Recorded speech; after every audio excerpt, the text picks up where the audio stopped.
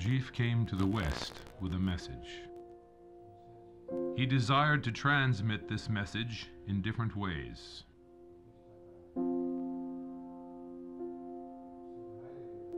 Like a book, these sacred movements contain knowledge.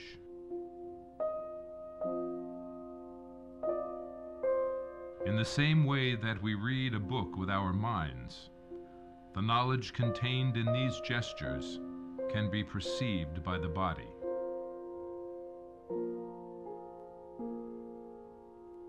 This message has more fidelity than the written word.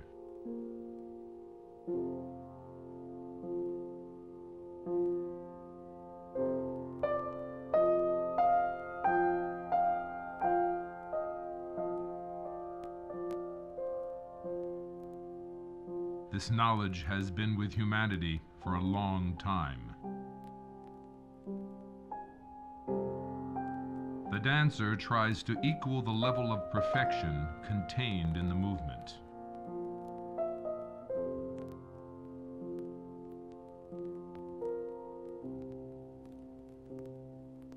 The dancer can become a vehicle for the unconditioned world to manifest in the conditioned world.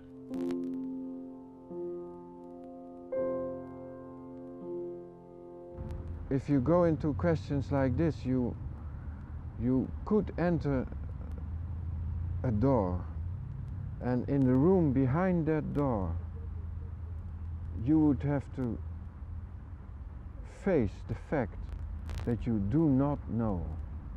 If you have some seed in yourself, what you could call an eye, and this seed starts to germinate very slowly, and these movements give the attention to it, give the nutrition, etc. It starts growing very slowly, but it grows, that's for sure. The question is, you live the fact that you do not know. Your whole life is not knowing anything. But Gurdjieff in my eyes was far greater. He had this personal guidance, you know. All these exercises he gave, all this personal guidance he gave, the movements he gave, etc., etc.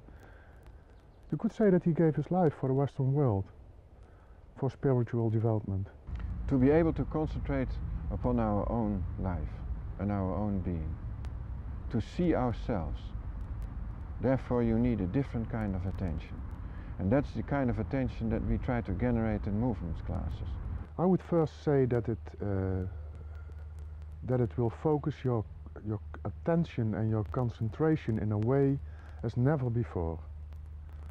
I think it's very difficult to create a life situation in which you have to concentrate so strongly.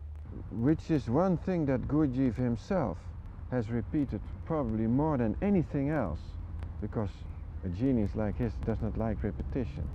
But he has said this over and over again, that words are not enough. Which is one of the reasons why he came up with entirely different areas like music or movements, to convey those things that cannot be conveyed in words. Gurdjieff insisted on the fact that only the body could give you nearly all the answers. Contact in the body. The body has also to produce all these energies. I mean, you take your air in, but the body has to make the transformation of the substances. This is why the body is so important. What the movement does to me is that as soon as I enter a movement, this does not happen always, but it is as if I put on a coat. I step into a coat that's already there. I don't do anything. The movement does it to me. Is for instance, people are asking themselves questions like, what is life? Or what happens when I die? Or why am I living anyways? And this happens every now and then to the whole group. Suddenly it spreads in the whole group and the movement runs, it goes, it doesn't stop anymore. And then I came across the movements and the music, and that spoke to me in an entirely different way. These movements, these dances are constructed in such a way that you, as an individual human being, cannot control what's happening there. It's much too complicated.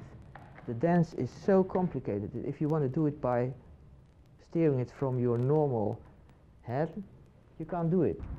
But at the moment it will be undeniable with almost any Gurdjieff movement that you cannot do them. Each movement gives a different energy in the group. Even somebody from outside who enters the room can feel this energy. And the reason that you cannot do them is not that these movements are so complex. It is simply that you do not have the energy that is here and now, connected with your body, connected with your mind. I do not even talk about feeling. But you can't really learn it, you have to do it. You have to let go. First you have to take it on trust. Try it, see what happens. Well, it started by asking myself questions, like from a very early age, that I found it very peculiar that I am here. Why am I here? And very quickly you come to the point where it's not that easily done. But you have to let go, because the centers know what they do. They know what they do. And if you let go, it's as if you've done it all the time. It's as if it's a sort of a homecoming. So you find you need to separate things. And very quickly your reactional side will start talking, saying, "What does the fool want of me?" All other dance forms are usually an expression of your personality. The movements is the opposite. It goes straight to essence. I can't do that. I couldn't do anything. I didn't understand what was going on. And I saw other people who were very good at movements, and they had a concentration. Well, I couldn't possibly manage myself. I couldn't concentrate for 1 second. He's in the way, she's in the way, she's doing it wrong. I'm doing it. No, I'm not doing it. You know, all of this starts happening. It makes you aware of what you're doing. There's no room for non-awareness. It gives you a certain structure, and within that structure you have to be present. And people get very upset and find they can't do it. Can't do a single thing. Very simple. I tell them again and again, movements can be very valuable if you have an aim.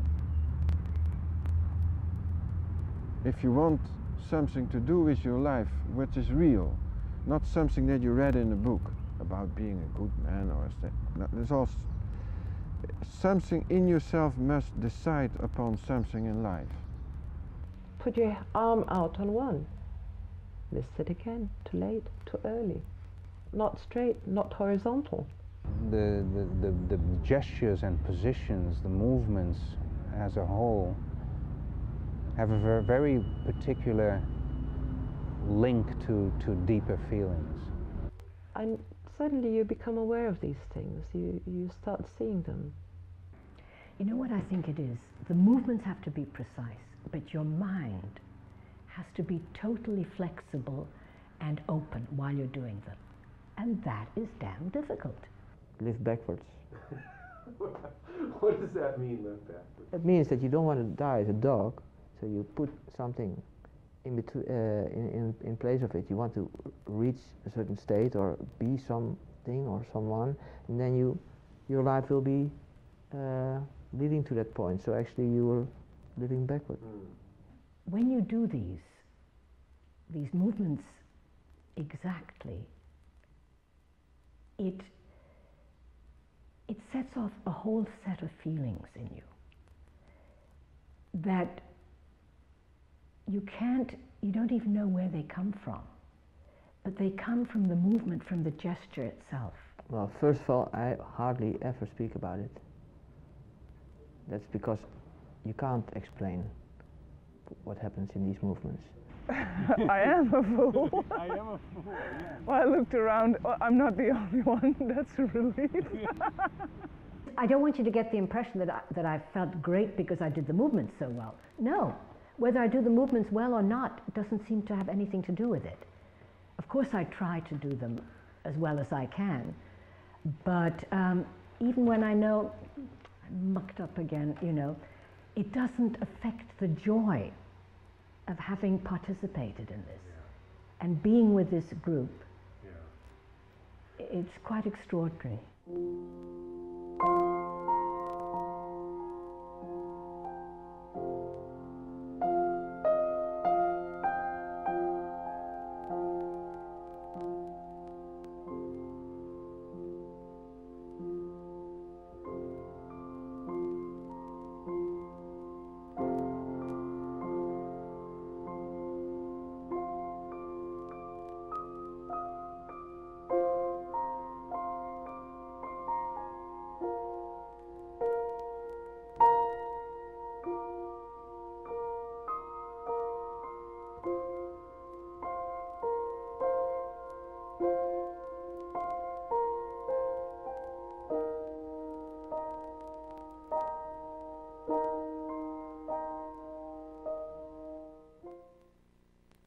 When they want to know what I do with it, and I try to explain that these movements give you the opportunity to come to yourself, to discover yourself, to be with yourself, to find out what's in yourself, the I am.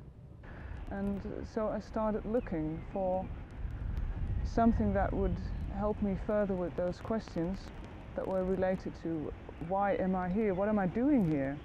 Or you must be totally honest and say, I have nothing. But you must be clear in this aspect of having an aim. Either you must have the guts to say, I don't have any. I just live from day to day and I don't know why. Then you must be totally honest. I say, that is my life. It has no aim. Not least, not an aim that I know of. As opposed to dance,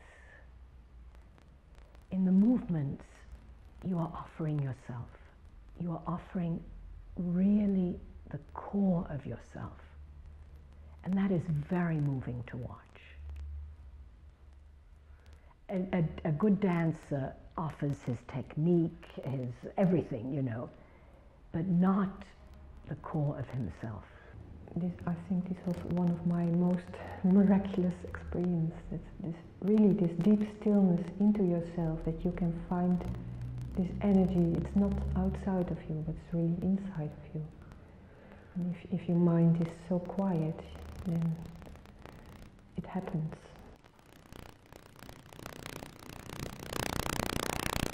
Really, the best part of everybody is coming up, and we all have a kind of function in the group. All the talents are used. Because I can experience myself as that. And so far I experienced always new things with it. And I experience also my boundaries. Because then, if you have an aim, the next thing that happens is that you will clearly observe yourself as being totally unworthy of this aim. In a way, it is ridiculous that you have this aim, because anything happens to you and you simply don't have the force to live up to your aim. On the contrary, you will see that yourself are the number one violator of your own aim. And for me, there is a stream inside which connects every living being and also the things which we think which are not alive. It's work of yourself, working on yourself. I think the whole movement's out there to remember yourself in the moment. It makes everything so much richer.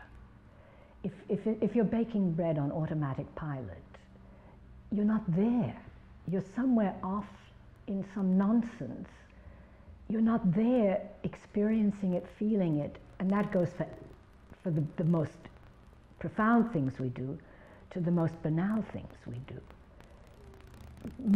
Most of us isn't in the act. Maybe there are more moments during the day where I remember to have to be aware, you have to be there, you have to watch your breath, or you have to feel or sense your feet. And maybe that has grown, that I remember during the day more what I have to do, and also, of course, I remember when I forgot. The movements will come, they have a new form, a new kind of teaching is in those movements, tremendous potential. That new force will enter this yes, no. Aim, violation of aim. Aim, violation. You know, 1 minute of lack of attention and self-remembering, and you're out. Yeah. Aim, violation. Then something new will happen in this,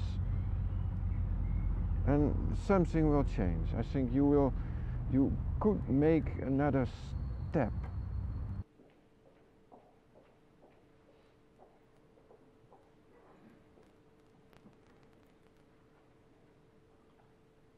I think there was a kind of development, but I'm not able to say how much. Yeah, that's what real understanding is about. If you are what you understand. But then you have a new ability to react to the life in a new way, in an every moment new way. Usually you think you understand something if you simply know the words you hear or read. Then you think, oh yes, I understand this, but you don't. It comes in and it goes out again. Nothing remains. You are not what you so-called understand. Lord, have mercy. I am Om. I wish to be So you collect energy and try to make your mind of what you want, and you collect the energy for that. And then I realized for myself that it didn't really mean anything in real life yet. I couldn't do anything with it. It was I was filled with words, and there was nothing I could do about it. Because you realize the other things are quite limited, which I know so far, and you want the less limited things. And so I had to find something else so that it would really be internalized and not only in my head. And I think maybe the more you get of that, maybe you're more responsible you become with the things you are doing or which are done through you. I wish to be Lord, have mercy. I am Om. I wish to be Lord, have mercy. Well, we are all beginners because in this process, if you think you have acquired something, you have to give it away. So you see something of life, and you think you understand, and the next moment it's gone. Because you don't have that energy anymore. There is nothing that you can take and put in your pocket, because you will understand one moment and you will be bereft of understanding the very next. You learn a lot about yourself. A movements class is a safe place where you can learn things that you can use in life. But in life you don't have this safe place where you can experiment, where you can push your boundaries, where you can say yes to some sort of inexperience. This is a very difficult process, but you have to re-begin all the time. In life you can get really hurt, but in a movements class you can learn. It is difficult, but you should be vulnerable and you should look for the present moment. And suddenly doors open, which I didn't know were there. And then they are there and you enter into new rooms of experience. I remember we did a movement once, and when we finished it, there was a happiness in this group and a feeling together in this group what you seldom experience in your normal life, because this ego thing dropped off everybody, and we were just naked, what we were, what we are. And you could feel changing of energies between people just after this movement. And we sat very peacefully together by this fire, this in the house fire, how do you call it? Fireplace. Fireplace. Yeah. And everybody was silent inside and had respect for each other. Very, very interesting experience. Yeah. Well, it was because it forced you somehow not to be you. It really took a major effort to get out of my normal functioning to be able to perform a simple movement. Normally this does not happen in life.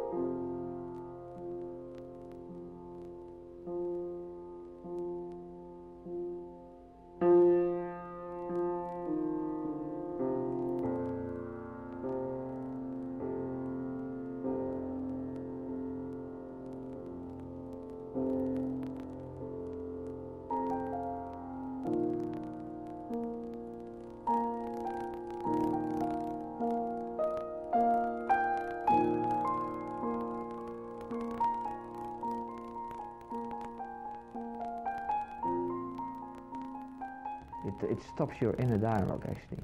You don't think anymore, and you're aware of that. You're aware of the fact that you're there, and you know that something is different.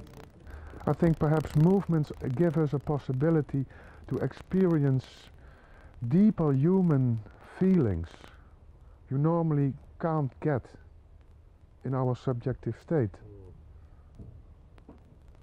Hope, belief, thankfulness. And it showed me at that point how fixed I was in whoever I thought I was. These moments happen in most of the classes, and they have to do, as far as words go, there is a joint new awareness of what life is, a new form of dignity, what a human being is. You cannot see that in life at all. I only see that in movements classes. A feeling of, this is what I'm here for. And then these states, these inner states, they develop further. You get deeper into yourself while doing the movement. Actually, you're doing nothing. The movement continues. This is a very remarkable thing to experience. This is what being human is also about. To be clear, to be centered, to be at peace, and awake. It's not a dreamy thing. This happened only to me after a year, about after a year. Even with the movements you've been doing over and over again, you keep on discovering new things in it. It remains new. We experienced that we were supporting each other very well, and also that you experience a lot of love for each other. I don't quite know how it happens and how it works. I just know it does. Well, when people say that I am aware of the moment, then it means more that I am aware of my state of being part of something bigger. It's maybe because you go into objective postures. where your subjective side is in the way. So it needs to calm down to stay in its proper place. And that's something that I have quite a bit, is being in control without exerting control. You discover that there's more than you normally have. And then you get a kind of, I don't want to say addicted, but you want that more. There's always been, throughout the whole of my life, a basic feeling as such. Feeling that? That there is more. And I would say that simply is that you hit upon a new octave of being together, really working together, experiencing the force that's in the movement, recognizing what the movement is for. Everybody you speak about the movements will admit this, that something arises in themselves, very fine, very subtle. You can't say this after doing one movement session or two movement sessions. It takes a year and a half, then you recognize this in yourself. We are all fed by a new energy at such a moment in the class. It is simply, there is a substance.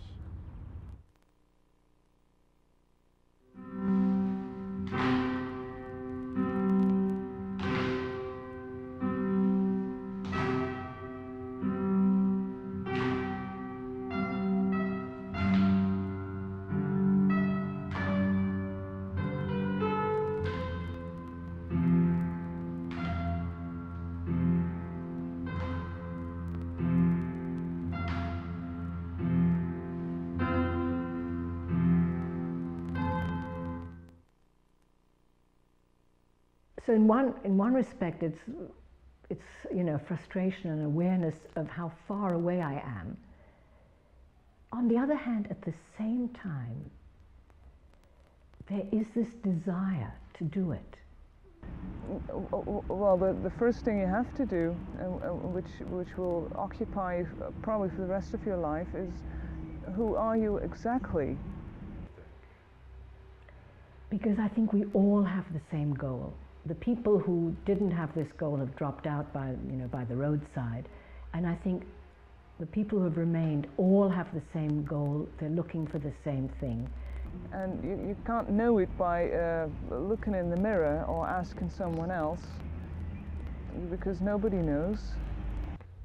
One of the rooms is quietness. And you can't say, well, now I'm going to observe myself. Well, you only see what you want to see. Where I become quiet, the me stops talking. But if you really want that, then it's a very good experience to be exposed for yourself, actually. And you know that it's painful, but you just let it happen. And in the last week I experienced that, well, you have a difficult day, but most of the time the day after, there's so much energy that you can come through it.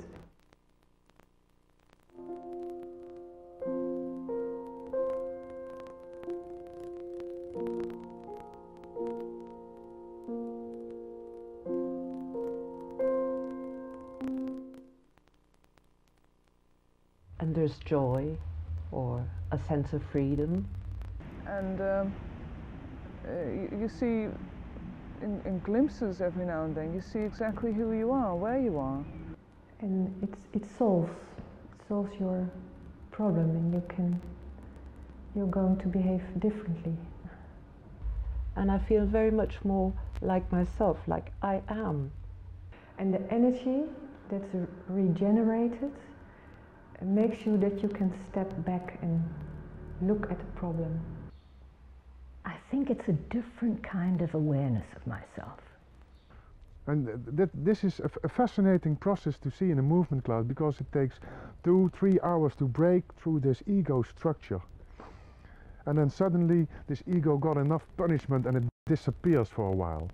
It's like a balloon under the water. Eh? It comes up again. Yeah. Yeah. But you have the possibility to put it away for a while.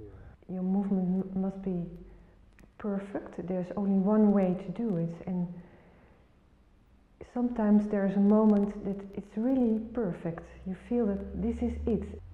And suddenly things are clear, simple, straight. You're going with the flow, and it's, yeah, your ego don't exist anymore. Alive. And then we do the first movement, and it's like I'm full of energy. And then I get lost again. I mean, it's something that opens up and then closes again. Because what you need to learn when you start doing movements is that you have to go through phases. You have to go through a process before you can really step into a movement. And part of the process is that you should not judge yourself when you're in a movement. Not say, oh, I did this wrong, I did that wrong. Just be with yourself. Don't judge. Appreciate yourself. Yeah, they show everything of you. And a very important thing is be confident that you can do it, that you can be part of that movement. Of course, when people come into the class because they think movements are beautiful or something special or mysterious, and they don't have an aim for themselves, they cannot use this energy. Consciousness. That's the benefit. That's where I'm after. People see you, who you are, the way you are. If you're a liar, they see you're a liar. Immediately. But it must interest you. It must interest you that you want to get conscious of your world and what makes the world run and what makes your inside world run. People in front of the class see so many things that when you're in the class you're not aware of, but as soon as you step out and look, that's why we almost never see a movement, because we want to be part of it, but when you step out and look, so amazing. I would say it does entail breaking down some conditioned patterns, so clearing away. I want to be in control of my likes and my dislikes. And it gave me an opportunity to see who I am in an entirely different way from just reading and thinking. There was an incredible sense of freedom. Well, I used to dream 99% of the day, and now I dream 90% of the day, and that's an enormous difference. But it was really a question of all of a sudden breaking loose from something, from the sense of being imprisoned by your conditioning, whatever it is. But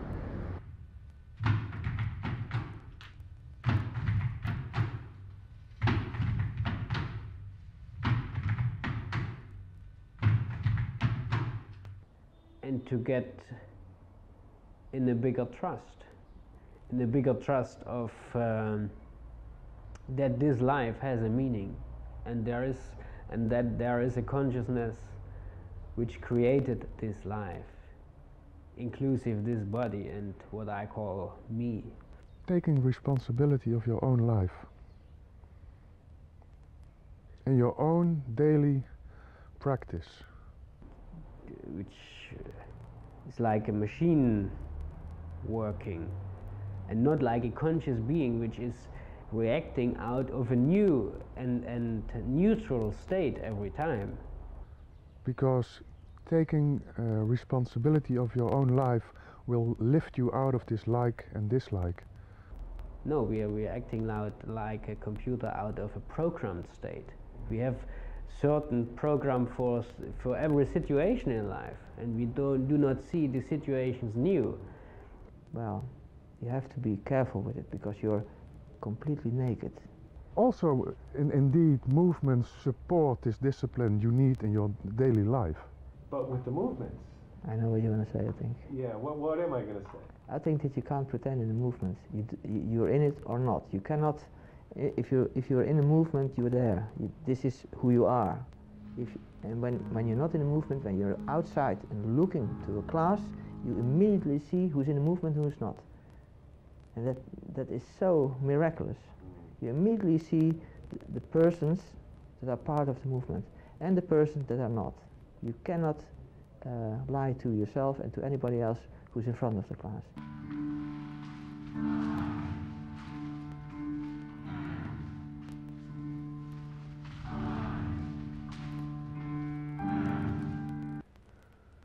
So it makes you inside, your mind is getting more quiet. That the mind remains totally flexible, relaxed, while your body is being asked to do all of these precise, difficult things where your arms are doing one thing, your feet are doing another thing. In a way, your whole organism is starting to function better. And suddenly the face slips. You're busy counting various patterns of the Enneagram. And you see it. And when you're standing in front of the class, it can be quite painful. And you know, it's strange about the movements. I'm not a dancer. I sing, I act, I do a lot of things. I have never been really into my body. So this is why it's important to have a safe place. But if your mind isn't free, you're not going to do it. You get to know yourself in a different way. Because it's not like doing a dance where you say, aha, I have to do this, this, and this, and then you do it. And this is really being totally open, aware. We need some gentleness. I felt like I've never felt, or very rarely felt, in any other time of my life. To be able to bear it. I felt totally in myself. And that's why suddenly I could pick up the movement and do it. And to accept it.